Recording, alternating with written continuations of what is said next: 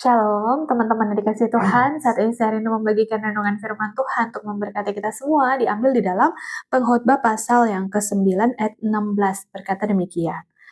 Lalu aku pun berkata, hikmat lebih baik daripada keperkasaan, tetapi hikmat orang miskin dihina, dan perkataannya tidak didengar orang. Teman-teman yang kasih Tuhan, apa yang bisa kita pelajari dalam firman Tuhan malam hari ini? Hikmat lebih baik dari keperkasaan. Alangkah baiknya kita tidak mengandalkan kekuasaan kita, tapi kita mengandalkan hikmat yang berasal daripada Tuhan. Jangan mengandalkan pengalaman hidup kita, tapi tetap terus belajar untuk mengandalkan Tuhan. Dan di sini dikatakan, tetapi hikmat orang miskin dihina, dan perkataannya tidak didengar orang. Terkadang Tuhan menaruh hikmat kepada orang-orang yang tidak dianggap oleh dunia.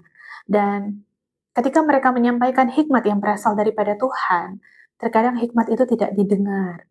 Karena merasa bahwa, siapa sih dia? Dia tidak punya power, dia tidak bisa menolong kita ketika kita dalam keadaan darurat mungkin menolong secara, maaf ya teman-teman, secara ekonomi, karena dia miskin. Tapi dia memiliki hikmat Allah. Kenapa?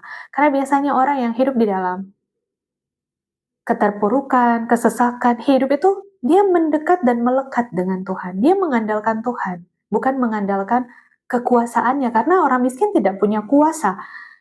Orang miskin punya Tuhan.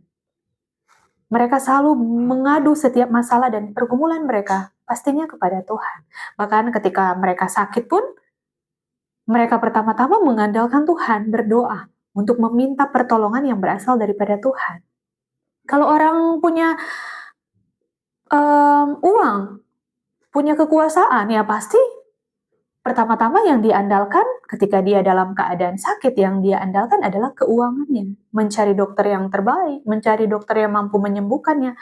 Setelah keuangannya tidak dapat membuat dia menjadi sembuh, barulah mencari Tuhan. Nah, di sini kita bisa pelajari apa? Jadilah orang yang sekalipun punya kuasa, tetap mengandalkan Tuhan. Sekalipun punya power, tetap sertakan Tuhan setiap kali mengambil segala keputusan.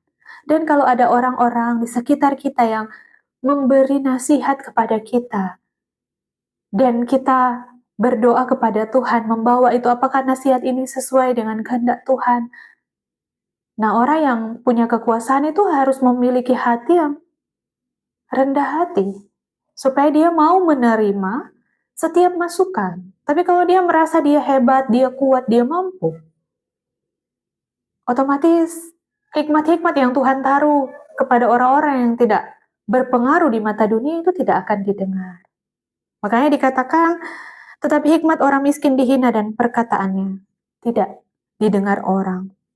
Padahal di ayat 14 dikatakan, ada sebuah kota kecil dan penduduknya tidak seberapa. Seorang raja agung menyerang, mengepungnya dan mendirikan tembok-tembok pengepungan yang besar terhadapnya. Ayat 15, di situ terdapat seorang miskin yang berhikmat, dan dengan hikmatnya ia menyelamatkan kota itu. Tetapi tak seorang pun yang mengingat orang miskin itu. Nah, teman-teman dikasih Tuhan, jangan pernah mengandalkan kekuatan sendiri, jangan pernah mengandalkan keperkasaan dan mengandalkan kekayaan, tapi teruslah mengandalkan Tuhan.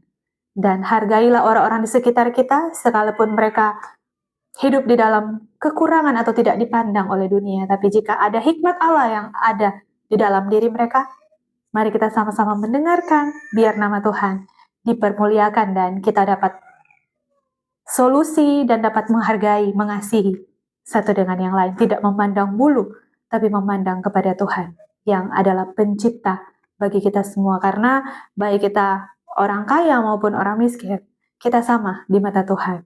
Sama-sama miskin tanpa adanya Tuhan. Tuhan Yesus memberkati kita semua. Shalom dan God bless you.